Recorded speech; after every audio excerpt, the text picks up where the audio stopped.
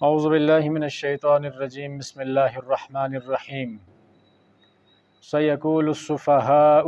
عن قریب کہیں گے بے وقوف لوگ من الناس لوگوں میں سے ما واللہم کس چیز نے ہٹایا ان کو، کس چیز نے پھیر دیا ان کو، عن قبلتہم التی اپنے اس قبلے سے، کانوا علیہا جس پر وہ تھے، قل للہ المشرق کہہ دیجئے کہ اللہ ہی کے لیے ہے مشرق، والمغرب اور مغرب، یہدی وہ سیدھی راہ دکھاتا ہے، من یشاء جسے چاہے،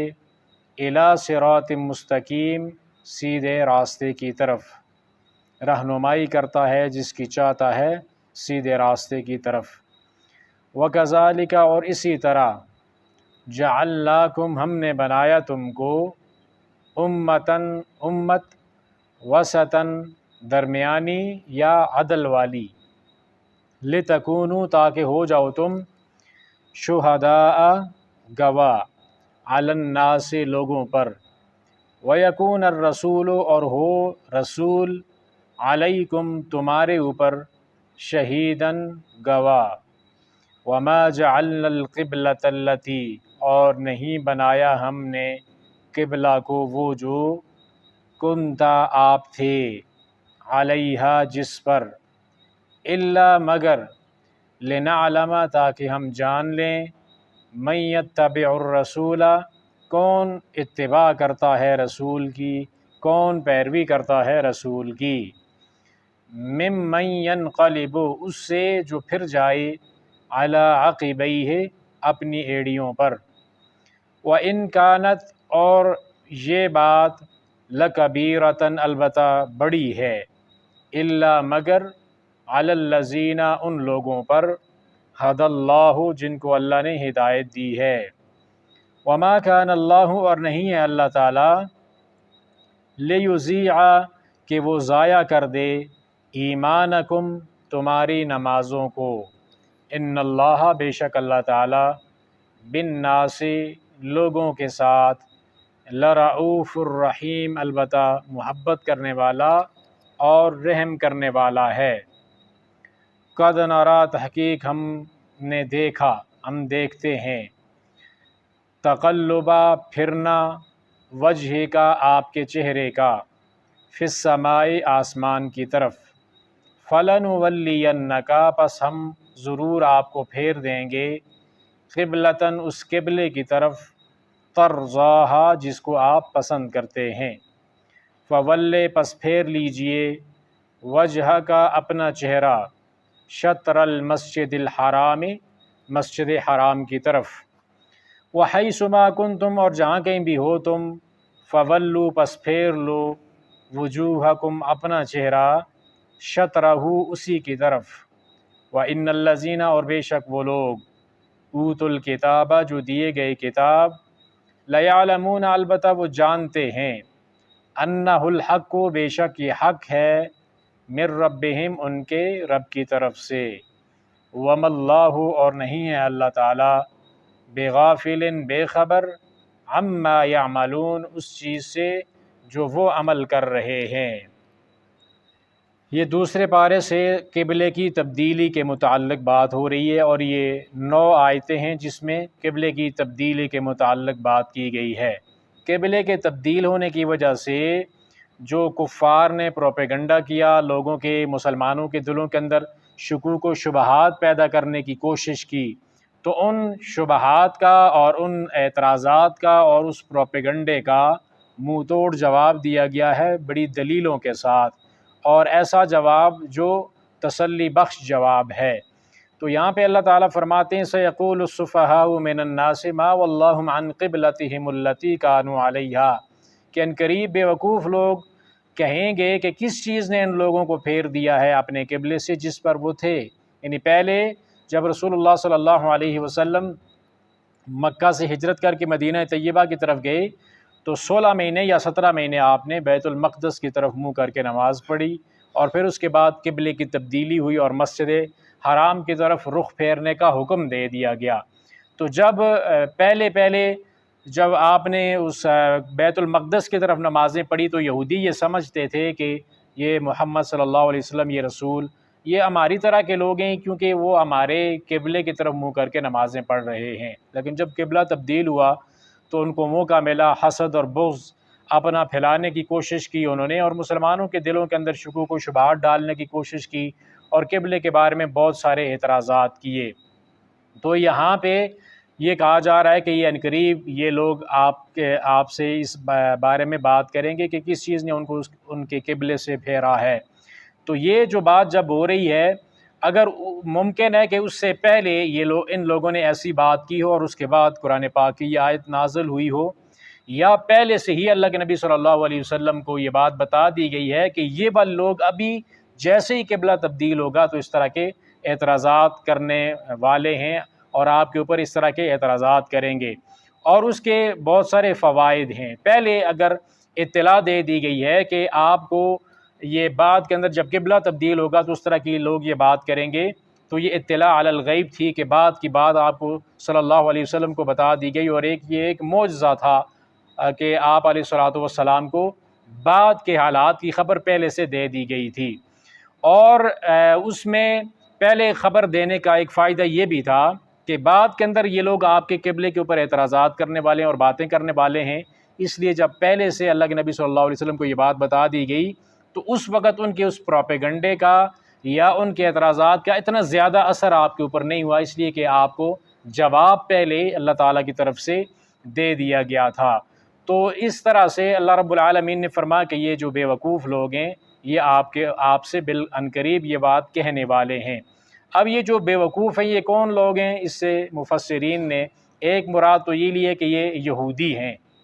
اس لیے کہ پہلے جب انہوں نے دیکھا کہ رسول اللہ صلی اللہ علیہ وسلم بیت المقدس کی طرف نماز پڑھ رہے ہیں، پھر قبلہ جب تبدیل ہوا تو حسد اور بغض کی بنیاد کے اوپر باتیں کرنے لگ پڑے، اور انہوں نے پھر آپ صلی اللہ علیہ وسلم کی نبوت کا، اس قبلے کا اور آپ کے اوپر اترنے والی وحی کا انکار کر دیا۔ تو اس طرح سے پھر یہ جو یہودی ہیں یہ بے وقوف ٹھہرے۔ اور دوسری اس سے مراد مشرک ہیں عرب کے کہ وہ بھی بے وقوف ہیں۔ وہ کس طرح سے کہ جب رسول اللہ صلی اللہ علیہ وسلم مکہ سے ہجرت کر کے مدینہ طیبہ کے اندر گئے تو ان مشرکوں کی تکلیفوں کی وجہ سے آپ نے مکہ کو چھوڑا تھا، بہت زیادہ آپ کو ستانے والے لوگ تھے۔ تو جب وہاں پہ پہنچ کر آپ نے قبلہ جب تبدیل ہوا مسجد حرام کی طرف تو یہ سمجھنے لگے مشرک جو تھے عرب کے کہ رسول اللہ صلی اللہ علیہ وسلم کے بارے میں کہنے لگے کہ ان کو آخر کار تو ہماری طرف ہی رخ کرنا پڑا ہے، اسی مسجد حرام جس کو چھوڑ کر گئے ہیں اس کی طرف ان کو رخ کرنا پڑا ہے۔ تو اس طرح کی وہ باتیں کر رہے تھے، اور وہ یہ سمجھتے تھے کہ ہم حق پر ہیں۔ مشرک یہ کہہ رہے تھے کہ ہم حق پر ہیں اور محمد صلی اللہ علیہ وسلم معاذ اللہ وہ حق پر نہیں ہیں۔ تو اس طرح سے یہ بے وقوفی مشرک کر رہے تھے۔ تیسرا اس سے مراد منافق لوگ ہیں جو مذاق اڑانے کے لیے ایسی باتیں کرتے تھے، اور ان کو منافقوں کو یہ سورۃ البقرہ کی آیت نمبر 13 کے اندر بے وقوف کہا گیا ہے۔ الا انہم هم السفہاء، جب انہوں نے صحابہ کرام کے بارے میں کہا کہ یہ بے وقوف ہیں تو اللہ تعالیٰ نے فرمایا کہ یہ منافق خود بے وقوف ہیں۔ تو بے وقوف کا لفظ ان منافقوں کے لیے استعمال ہوا اس لیے کہ وہ دین کا مذاق اڑاتے رہے ہیں، اور ظاہر قبلے کی تبدیلی کا بھی انہوں نے مذاق اڑایا ہے، تو اس سے مراد یہ منافق بھی ہیں۔ اور چوتھا جو قول ہے وہ سارے کے سارے لوگ اس کے اندر شامل ہیں، اس کے اندر یہودی بھی ہیں، مشرک بھی اس کے اندر شامل ہیں، منافق بھی اس کے اندر شامل ہیں۔ جو بھی بات اس طرح کی کسی نے کی ہے وہ سارے لوگ بے وقوف ہی ہیں، اس لیے کہ انہوں نے نص کے مقابلے میں، دلیل کے مقابلے میں اپنی عقل کا استعمال کیا ہے، اور جو بھی اپنی عقل کا استعمال کرے گا تو اس کے لیے اللہ تعالیٰ نے بے وقوف کا لفظ استعمال کیا ہے سورۃ البقرہ کی آیت نمبر 130 میں۔ وَمَن يَرْغَبُ عَن مِّلَّةِ إِبْرَاهِيمَ إِلَّا مَن سَفِهَ نَفْسَهُ، جو ملت ابراہیمی سے منہ پھیرے گا تو وہ بے وقوف آدمی ہے۔ تو یہ اس سے بے وقوف سے تمام تر لوگ مراد ہیں۔ ما وَلَّاهُمْ عَن قِبْلَتِهِمُ الَّتِي، کس چیز نے ان کو ان کے قبلے سے پھیر دیا، یہ والی بات استہزاء کے طور پر مذاق اڑانے کے لیے بھی وہ کہتے تھے، اور تعجب کرنے کے لیے کہ یہ کیا کون سا دین ہے۔ پہلے ایک طرف یہ نماز پڑھ رہے تھے اور پھر دوسری طرف انہوں نے رخ کر لیا، یہ کسی ایک جگہ پہ ٹکتے نہیں ہیں، یہ کیا تبدیلی ہو رہی ہے۔ تو تعجب بھی کر رہے تھے اور مذاق بھی اڑا رہے تھے، تو اللہ تعالیٰ نے جواب کیا دیا قل للہ المشرق والمغرب، اللہ ہی کے لیے مشرق اور مغرب ہے، یعنی اللہ مشرق اور مغرب کا مالک ہے، جس طرف چاہے وہ ڈائریکشن دے سکتا ہے کہ آپ نے ادھر رخ کرنا ہے، اس مالک کی مرضی ہے، جس طرح چاہے گا وہ احکامات بندوں کو دے گا۔ بندہ ہے ہی اس کام کے لیے کہ وہ اپنے خالق و مالک کے بتائے طریقے کے مطابق اپنی زندگی کو بسر کرے، اس کو تو اپنی مرضی تو کرنی نہیں ہے، اس نے اللہ کی بات کو ماننا ہے۔ یہدی من یشاء الی صراط مستقیم، اللہ جسے چاہے سیدھی راہ کی طرف ہدایت کر دیتا ہے، بتا دیتا ہے، سیدھے راستے کی طرف رہنمائی کر دیتا ہے۔ وَكَذَلِكَ جَعَلْنَاكُمْ أُمَّةً وَسَطًا لِتَكُونُوا شُهَدَاءَ عَلَى النَّاسِ، اور اسی طرح ہم نے آپ کو امت وسط بنا دیا تاکہ آپ لوگوں کے اوپر گواہ بن جائیں۔ اور امت وسط سے مراد ایک تو یہ ہے کہ یہ ایک درمیانی امت ہے، اور دوسرا اس سے مراد یہ ہے کہ یہ عدل والی امت ہے۔ اور عدل والی امت اس طرح سے ہے، صحیح البخاری کے اندر حدیث ہے 3339، آپ علیہ السلام نے فرمایا قیامت والے دن نوح علیہ السلام اللہ کے دربار میں آئیں گے تو اللہ فرمائیں گے کیا آپ نے میرا پیغام لوگوں تک پہنچایا تھا؟ تو نوح علیہ السلام کہیں گے جی میں نے پہنچایا تھا پیغام۔ اور امت نوح سے پوچھا جائے گا کہ کیا نوح علیہ السلام نے آپ تک پیغام پہنچایا؟ تو وہ کہیں گے نہیں، وہ مکر جائیں گے اس بات سے۔ تو اللہ تعالیٰ فرمائیں گے نوح علیہ السلام کو کہ آپ کی گواہی کون دے گا؟ تو نوح علیہ السلام کہیں گے کہ امت محمد صلی اللہ علیہ وسلم وہ ہماری گواہی دیں گے۔ اس کے بعد پھر آپ علیہ السلام نے یہ والی آیت تلاوت فرمائی، وَكَذَلِكَ جَعَلْنَاكُمْ أُمَّةً وَسَطًا لِتَكُونُوا۔ تو ایک امت وسط اس لحاظ سے ہے کہ پہلی امتوں کی قیامت والے دن یہ امت گواہی دے گی، اس لیے کہ پہلی امتوں کے حوال اللہ نے قرآن میں ہمارے لیے بیان فرمائے ہیں، اس لحاظ سے ہم ان کے اوپر گواہ ہیں۔ دوسرا درمیانہ امت، اگر اس کا معنی کیا جائے تو درمیانی سے مراد یہ ہے کہ ہم نہ تو بہت زیادہ حد سے آگے بڑھنے والے ہیں احکامات کے اندر یا عبادات کے اندر، جس طرح کے عیسائی بہت زیادہ آگے بڑھ گئے اور انہوں نے عیسیٰ علیہ السلام کو اللہ کا بیٹا بنا دیا، اور نہ ہی ہم اپنے جو اللہ تعالیٰ نے احکامات ہمارے اوپر مقرر کی اس سے ہم کمی کرتے ہیں جس طرح کے یہودیوں نے کی ہے۔ تو ہماری درمیانی راہ ہے، ہمارے احکامات اور اعمال اور عبادات یہ درمیانی ہیں، اس لیے یہ امت وسط ہے۔ وَيَكُونَ الرَّسُولُ عَلَيْكُمْ شَهِيدًا، اور رسول آپ کے اوپر گواہ ہو جائیں۔ ہم ساری امتوں کی گواہی دیں گے اور ہمارے اوپر جو گواہ ہوں گے وہ ہمارے پیارے نبی محمد صلی اللہ علیہ وسلم ہوں گے۔ وَمَا جَعَلْنَا الْقِبْلَةَ الَّتِي كُنْتَ عَلَيْهَا إِلَّا لِنَعْلَمَ مَن يَتَّبِعُ الرَّسُولَ مِمَّن يَنقَلِبُ عَلَىٰ عَقِبَيْهِ، اور جو قبلہ اللہ نے مقرر کیا اس کی وجہ اللہ نے یہ بیان کی ہے تاکہ اللہ تعالیٰ یہ جان لے کہ رسول کی اتباع کرنے والا کون ہے، اپنی ایڑیوں کے اوپر پھر جانے والا کون ہے۔ یعنی جب رسول اللہ صلی اللہ علیہ وسلم نے یہ حکم دے دیا کہ آپ نے رخ مسجد حرام کی طرف کرنا ہے تو فوراً جو لوگ پلٹ گئے اور انہوں نے رخ مسجد حرام کی طرف کر دیا تو یہ اتباع کرنے والے لوگ تھے، اور جو اپنی ایڑیوں کے اوپر پھر جانے والے تھے وہ مختلف قسم کے اعتراضات کر رہے تھے کہ یہ کیسے ہو سکتا ہے، یہ کیوں ہو رہا ہے۔ اور اعتراضات کرنے والے کون لوگ تھے؟ وہ ایڑیوں کے اوپر پھرنے والے، اور جو اتباع کرنے والے تھے انہوں نے اسی وقت وہ بات مان لی۔ تو مومن کا کام ہے اتباع کرنا، اللہ جیسے مرضی احکامات نازل کرے وہ اسی طرح سے وہ کام کرے گا۔ وَمَا كَانَ اللَّهُ لِيُضِيعَ وَإِن كَانَتْ لَكَبِيرَةً إِلَّا عَلَى الَّذِينَ هَدَى اللَّهُ، یہ بات بڑی ہے مگر ان لوگوں کے اوپر جن کو اللہ نے ہدایت دی ہے، یعنی قبلے کی تبدیلی، رخ کا موڑنا یہ بہت بڑی بات ہے، یعنی اس کے اوپر عمل کرنا کوئی آسان کام نہیں تھا، لیکن جن کو اللہ نے پہلے سے ہدایت دے رکھی تھی، ہدایت یافتہ جو لوگ تھے ان کے لیے کوئی مشکل بات نہیں تھی، بلکہ انہوں نے اتنی اتباع کی کہ وہ نماز کے اندر تھے۔ جب ان کو یہ بتایا گیا کہ قبلہ تبدیل ہو گیا اور رسول اللہ صلی اللہ علیہ وسلم نے مسجد حرام کی طرف نماز پڑھی ہے تو انہوں نے اسی نماز کے اندر ہی رخ تبدیل کر کے مسجد حرام کی طرف کر لیا، اور اس مسجد کو قبلتین کہتے ہیں، مسجد ذو قبلتین، دو قبلوں والی مسجد آج بھی موجود ہے جس کے اندر انہوں نے نماز کے اندر رخ موڑا تھا۔ وما کان اللہ لیضیع ایمانکم، اور اللہ تعالیٰ تمہارے ایمان کو ضائع نہیں کرنے والا۔ ایمان سے مراد یہاں پہ نمازیں ہیں۔ اس سے قبلے کی تبدیلی سے بعض مسلمانوں کو یہ شک پیدا ہوا، یا یہود و نصارہ نے اور دیگر جو کفار ہیں انہوں نے یہ شک پیدا کرنے کی کوشش کی جو آپ نے پہلے نمازیں پڑھی ہیں ان نمازوں کا کیا ہوگا جو آپ نے بیت المقدس کی طرف نمازیں پڑھی ہیں۔ اب قبلہ تبدیل ہو چکا ہے تو وہ نمازیں آپ کی کہیں ضائع تو نہیں ہو گئی؟ تو اللہ نے فرمایا کہ وہ نمازیں اللہ تمہاری ضائع نہیں کرے گا بلکہ اللہ تعالیٰ نے قبول کر لی ہیں۔ ان اللہ بالناس لرؤوف الرحیم، اس بات میں شک کوئی نہیں ہے کہ اللہ تعالیٰ بندوں کے ساتھ شفقت بھی کرتا ہے اور رحم بھی کرنے والا ہے۔ قد نری تقلب وجهک فی السماء فلنولینک قبلۃ ترضاها، ہم نے آپ کے چہرے کا آسمان کی طرف بار بار پلٹنا دیکھا ہے۔ ہم یہ دیکھ رہے ہیں کہ آپ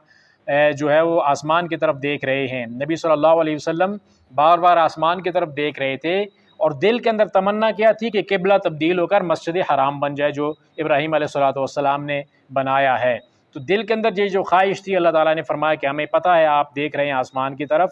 تو ہم نے آپ کو اس قبلے کی طرف پھیر دیا ہے جو آپ پسند کرتے ہیں۔ فَوَلِّ وَجْهَكَ شَطْرَ الْمَسْجِدِ الْحَرَامِ وَحَيْثُ مَا كُنْتُمْ فَوَلُّوا وُجُوهَكُمْ شَطْرَهُ۔ تو ابھی آپ اپنا چہرہ اس مسجد حرام کی طرف پھیر لیجئے، اور دنیا میں جہاں کہیں بھی آپ ہوں تو آپ نے اپنا چہرہ اسی مسجد حرام کی طرف پھیرنا ہے نمازوں کے لیے۔ وَإِنَّ الَّذِينَ أُوتُوا الْكِتَابَ لَيَعْلَمُونَ أَنَّهُ الْحَقُّ مِن رَّبِّهِمْ، جو اہل کتاب ہیں ان کو بھی اس بات کا پتہ ہے کہ یہ حق ہے، اس لیے کہ ان کی کتاب کے اندر بھی اس بات کا ذکر ہے کہ جو مسجد حرام ہے یہ کعبہ ہوگا۔ تو جو ہبریو بائبل ہے پرانی، اس کے اندر یہ چیز موجود ہے، لیکن جو دوسری بائبل ہے جو ترجمہ جس کا کیا ہوا ہے، انگلش ہے یا چاہے اردو ہے، اس کے اندر ابراہیم علیہ الصلوۃ والسلام کے وہ سفر تو موجود ہیں، لیکن اس کے اندر یہ قبلے کی تبدیلی والا ذکر موجود نہیں ہے، اس لیے کہ وہ تحریف شدہ کتاب ہے، اس کے اندر بہت ساری تبدیلیاں پیدا کر دی گئی ہیں۔ لیکن ہبریو جو بائبل ہے، پرانی بائبل جو اصل تورات تھی، اس کے اندر یہ اس چیز کا ذکر موجود تھا۔ وَمَا اللَّهُ بِغَافِلٍ عَمَّا يَعْمَلُونَ، اور اللہ تعالیٰ بے خبر نہیں ہے جو وہ عمل کرتے ہیں۔ تو یہ اللہ رب العالمین نے قبلے کی تبدیلی کا اپنے نبی محمد صلی اللہ علیہ وسلم کو حکم دے دیا۔ اب یہ سوال یہ پیدا ہوتا ہے کہ قبلے کی تبدیلی، پہلے جب مسجد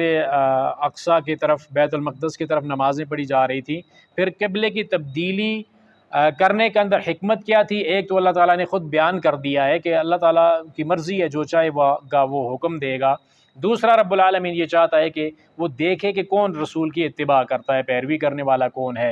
اور اس کے اندر اگر ہم اپنے عقل کا استعمال کریں، عقلی دلائل کی بنیاد پر ہم اس چیز کو دیکھنا چاہیں، اور ہم دنیاوی معاملات اور حالات کے حوالے سے دیکھنا چاہیں، تو جو قبلے کی تبدیلی کی حکمت ہے وہ اجتماعیت پیدا کرنے کے لیے ہے، اتفاق اور اتحاد پیدا کرنے کے لیے ہے۔ اگر ایک ڈائریکشن نہ ہوتی قبلے کی نماز پڑھنے کے لیے، تو پھر تو ہر ایک نے اپنا اپنا قبلہ بنا لینا تھا، کوئی کس طرف منہ کر کے نماز پڑھتا، کوئی کس طرف منہ کر کے نماز پڑھتا۔ جب آزادی ہوتی تو کہیں بھی اتفاق ممکن نہیں تھا، اختلاف ہوتا۔ ایک ہی مسجد کے اندر ممکن تھا کہ ایک ادھر نماز پڑھ رہا ہو، دوسرا دوسری طرف نماز پڑھ رہا ہو، بھائی میری مرضی ہے۔ تو اللہ تعالیٰ نے یہ ڈائریکشن دے دی تاکہ یہ اتحاد، اتفاق برقرار رہے، کسی قسم کا اختلاف نہ ہو۔ اور دوسری بات یہ ہے، دنیا کے حوالے سے جو یونٹی آف ڈائریکشن ہے اس کے بہت سارے فوائد ہیں، دنیا کے لحاظ سے بھی، جہاں پہ جو بڑے بڑے ادارے ہیں اس کے اندر بھی اس چیز کا بڑا زور دیا جاتا ہے کہ جو یونٹی آف ڈائریکشن ہے اس کے اوپر عمل کیا جائے، اس کے بہت سارے فوائد ہیں۔ اس میں سے سب سے پہلی بات یہ ہے کہ یہ جو یونٹی آف ڈائریکشن ہے یہ ریڈیوسز کنفیوژن، یہ انسان کا تذبذب، اس کی الجھن کو دور کرنے والی چیز ہے۔ ایک اس کو پتہ ہے کہ میں نے یہ والا کام کرنا ہے، ایک ہی طرف ایک رخ کرنا ہے، تو اس کے اندر کسی قسم کا کوئی الجھن نہیں ہے، کوئی تذبذب نہیں ہے، کوئی کنفیوژن نہیں ہے، صحیح طرح سے انسان بڑے یقین کے ساتھ وہ عمل کر سکتا ہے۔ اور دوسرا اس کے اندر یہ ہے کہ مشابہت نہیں ہوتی، ڈپلیکیشن والا معاملہ اس کے اندر نہیں رہتا، اور انسان جو ہے ایک ہی طرف، جب وہ ایک طرف اس کی ڈائریکشن ہوگی تو وہ ٹھیک طرح سے اعمال کر پائے گا۔ اور اگر بالفرض مسجد اقصیٰ یا بیت المقدس کی طرف ہی قبلہ ہوتا تو اس کے اندر یہود کی مشابہت بھی تھی، اور ہمارا دین جو ہے اور رسول اللہ صلی اللہ علیہ وسلم کا رویہ بھی یہ تھا کہ آپ یہودیوں کی مخالفت کیا کرتے تھے تمام تر اعمال کے اندر۔ اور دوسرا اس کے اندر یہ بات ہے کہ اس کے اندر ڈسپلن پیدا ہوتا ہے، اس وجہ سے کارکردگی انسان کی بہتر ہوتی ہے جب یونٹی آف ڈائریکشن ہو، ایک ہی طرف اس کا رخ ہو۔ تو یہ جو قبلے کی تبدیلی ہے، ہر لحاظ سے، عقل کے لحاظ سے بھی، دلیل کے لحاظ سے بھی، لاجک کے لحاظ سے، یہ ایک بہترین فیصلہ ہے اللہ رب العالمین کا جو اس نے امت محمد صلی اللہ علیہ وسلم کو دیا ہے۔ قبلے کی تبدیلی ہو یا جتنے بھی احکامات اللہ نے ہمارے اوپر نازل فرمائے ہیں، اس کے اندر حکمت ہے اللہ تعالیٰ کی، اور اس کے اندر انسانیت کے لیے خیر اور برکت بھی پائی جاتی ہے۔